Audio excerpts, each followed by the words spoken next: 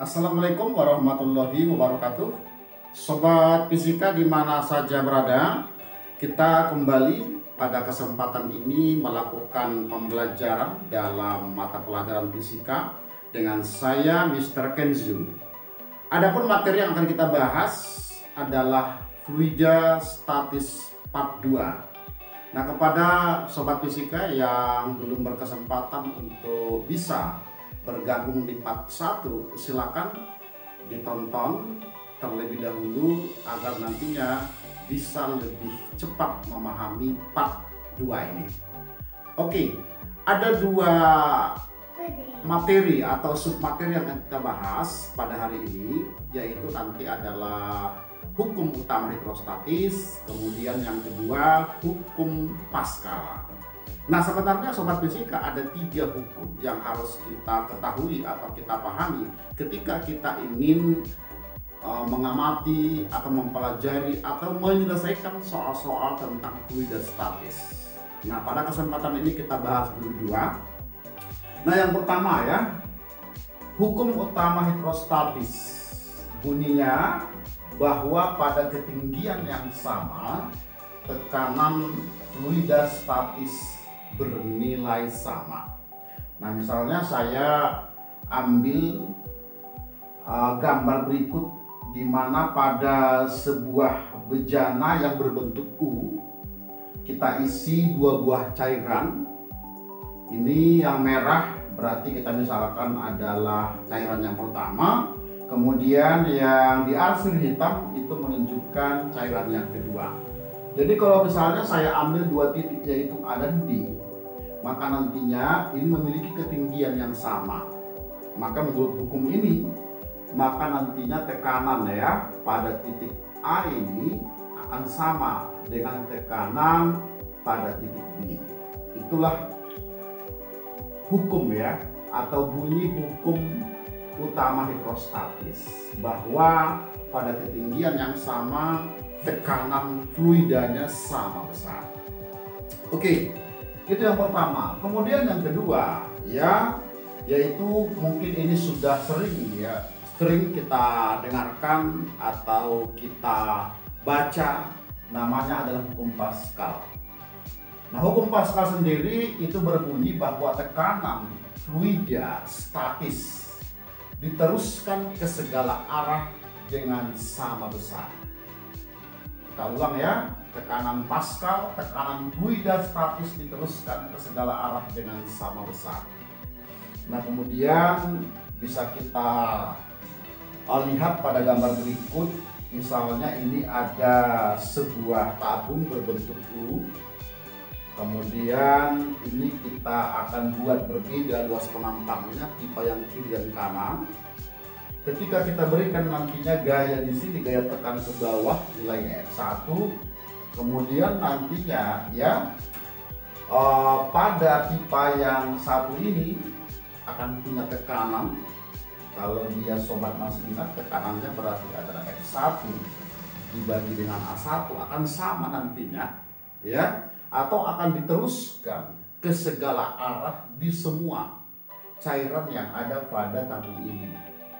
Maka nantinya kalau misalnya pada tabung yang kedua itu nanti akan diperoleh tekanan juga, bahwa nanti tekanannya akan sama dengan tekanan yang diberikan pada pipa yang pertama, di mana tekanan di sini berarti adalah F2 dibagi dengan A2.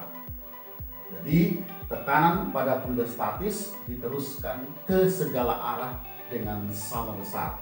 Nah, hukum Pascal ini sudah diaplikasikan dalam kehidupan sehari-hari kita, sangat bermanfaat ya. Contohnya pada pompa hidrolik, kemudian dongkrak hidrolik ya. Kita lihat pada pompa hidrolik, pada pencucian mobil, kita hanya berikan gaya kecil itu bisa mengangkat mobil yang sangat berat. Nah, ini adalah pemanfaatan hukum Pascal ya, dengan cara yaitu membuat kedua luas penampang pipanya berbeda. Maka nanti di sini dengan kita memberikan gaya kecil itu mampu ya mengangkat berat benda yang sangat besar. Nah, jadi dengan tekanan yang sama ya, maka nantinya kita akan berikan gaya di sini kecil, maka itu bisa mengangkat beban yang sangat berat, karena di sini kita buat luas penampangnya adalah sangat besar, ya. Jadi luas penampang yang besar ini nantinya membuat ya cukup dengan gaya kecil kita bisa mengangkat gaya atau berat yang besar. Nah kemudian ya ini bisa kita tuliskan formulanya hukum Pascal ini, bahwa tekanan pada pipa yang kecil sebelah kiri berarti P1 itu nanti sama dengan tekanan pada pipa yang besar sebelah kanan. Nah kemudian boleh kita uraikan, kalau kita masih ingat kemarin di bagian 1, tekanan itu berarti gaya yang diberikan pada pipa yang pertama dibagi dengan luas penampangnya. Nah ini juga begitu, berarti gaya yang diterima oleh pipa yang kedua dibagi dengan luas penampang yang kedua. Inilah dia yang dinamakan hukum Pascal. Nah kemudian untuk hukum utama hidrostatis sendiri itu bisa juga kita manfaatkan dalam kehidupan sehari-hari menentukan massa jenis suatu cairan. Oke, ya. Itu dua hukum yang kita bahas pada hari ini.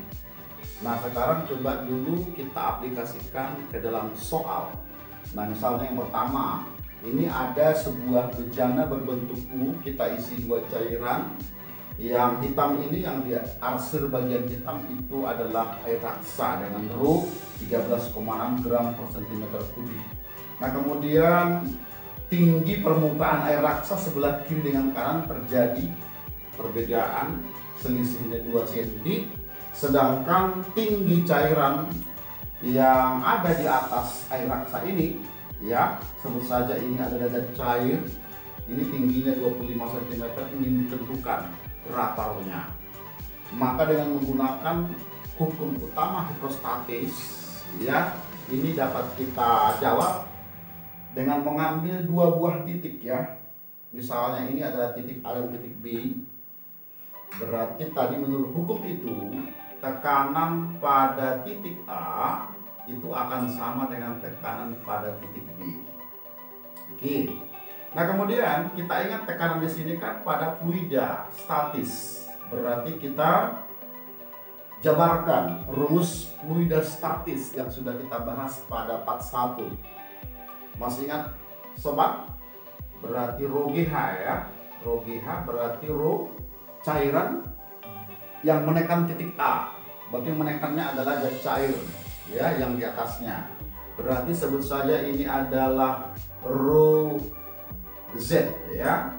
Jadi Rho atau massa jenis zat cair yang kita pengen cari, kemudian dikali percepatan gravitasi dikali dengan tinggi cairan A, kemudian ini sama berarti Rho. Kalau B ini berarti cairan yang di atasnya adalah air raksa, berarti Rho raksa kita simbolkan dengan R kali G, kemudian dikali dengan tinggi B nya. Nah, G-nya sama, kiri kanan kita coret. Kemudian kita masukkan nilainya. Berarti Rho zat cair pengen kita cari. Tinggi A berarti 25 cm, nggak usah diubah sobat ke meter, karena sifatnya perkalian kiri kanan akan saling menghabiskan. Nah, kemudian sama dengan ini kita ubah ya kesatuan internasional. Berarti ini dikali 1000. Berarti sama dengan 13.600. Berarti kita masukkan 13.600, kemudian dikali tinggi B nya berarti 2. Oke. Nah kemudian ini kita tinggal bagi dulu kiri kanan masing-masing, kita bagi 25 berarti 1. Ini ada 100 bagi 25 berarti 4. Nah kemudian berarti tersisa 4/28 kali 136. Berarti kalau gitu massa jenis zat cair yang ada di sebelah kiri sama dengan 1088. Satuannya berarti kilogram per meter kubik. Begitu sobat, ya, untuk nilai massa jenis zat cairnya. Nah kemudian untuk sobat sendiri bisa latihan di rumah. Ini saya kasih kesempatan kepada kalian untuk bisa latihan sendiri, di mana soalnya sama, saya ubah di tingginya. Jadi tentukan berapa massa jenis zat cair yang ada di atas titik A. Oke sobat? Oke, kita lanjut untuk soal latihan yang berikutnya tentang hukum Pascal. Ini ada sebuah bejana berbentuk U, atau kita katakan bejana berhubungan. Nah kemudian pada pipa yang sebelah kiri kita berikan gaya tekan sebesar 20 Newton. Nah kemudian itu nanti akan diharapkan dapat mengangkat beban yang ada di atas pipa yang kedua. Nah pertanyaannya berapa berat yang dapat diangkat dengan gaya 20 Newton di sebelah kiri. Nah di mana di soal disebutkan, diinformasikan bahwa perbandingan diameter ya pipa yang A dengan yang B itu adalah 1 dibanding 10. Kemudian untuk menentukan nilai berat ini tentunya kita akan gunakan hukum Pascal, di mana tadi hukum Pascal itu berbunyi bahwa tekanan pada pipa yang pertama atau yang A berarti F1 dibagi dengan A1. Nah kemudian akan sama dengan gaya yang diterima pada pipa yang kedua, kemudian dibagi dengan A2. Nah kemudian selanjutnya di soal diketahui yaitu diameter. Nah tentunya kalau kita coba hubungkan dengan hukum Pascal ini, berarti itu akan berkaitan dengan luas penampang dari pipa ini. Pipa ini kan berbentuk lingkaran luas penampangnya, sehingga untuk luas dari lingkaran itu formulanya adalah PR kuadrat, Pi dikali dengan jari-jari kuadrat, atau boleh juga dalam kaitannya dengan diameter, berarti sama dengan 1/4 yaitu V diameter kuadrat. Nah kemudian kita substitusi ke formula hukum Pascal ini, maka ini F1 kemudian A1 nya berarti 1/4 yaitu V dikali dengan diameter 1 kuadrat sama dengan F2 itu berarti akan sama nanti dengan berat beban yang ingin diangkat. Berarti langsung kita gantikan, berarti F2 nya adalah berat beban, kemudian A2 nya adalah 1/4 V dikali dengan diameter 2 kuadrat. Nah sebelah kiri kanan bawahnya ada yang sama, kita coret. Nah kemudian untuk memudahkan perhitungan, maka ini kita kali silang ke sebelah kiri, maka kita akan dapat formula untuk mendapatkan beban ini berarti sama dengan D2 kemudian dibagi dengan D1 dikuadratkan kemudian dikali dengan F1. Nah kemudian kita masukkan nilai daripada perbandingan D2 dengan D1.